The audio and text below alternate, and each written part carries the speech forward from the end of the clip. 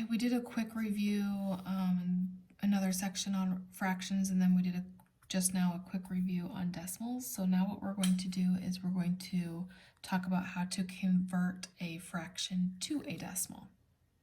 Okay. So 7/20, the number 7/20 has an equivalent decimal. All fractions have an equivalent decimal. All decimals have an equivalent fraction, and both of them have equivalent percents. So in order to change a fraction to a decimal, we're going to divide the numerator by the denominator. So we're going to take 7 divided by 20. We're going to keep adding zeros until the dividing comes to an end or is a repeating number. Okay, so 7 divided by 20. 7 divided by 20. Okay, 20 can't go into 7. So when that happens, you have to put in a decimal point and a 0. You would add a 0 regardless, but when you don't have a decimal on the inside, you have to put in the decimal point to show its conversion from a fraction to a decimal.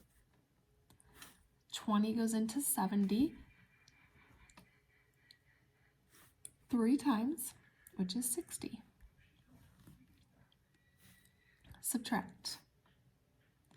After you subtract, you always bring down. Well, there's no more numbers, so that means we're going to bring down a 0. 20 goes into 100 5 times, because 20 times 5 is 100. So your final answer is decimal point 35. So if I were to graph 7/20 and 0.35 on a number line, it would be in the same exact location. So these are the exact same numbers. 7/20 is the same as 0.35. Okay. Okay, this time it's different because I have a whole number. But in your rules, it says to divide the numerator by the denominator. It doesn't say anything about the whole number. So that's what we're going to do. We're going to ignore the whole number. And we're going to take 5 divided by 18. 5 divided by 18. Okay. 18 can't go into 5, so decimal point 0. All right, 18 into 50. Let's try 3. 3 is 54. That's too much, so that means it's going to be twice.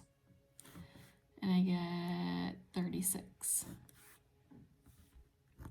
Subtract. I get 14. 14. I have a remainder, so I'm going to bring down a 0. 18 into 140. Let's try 6.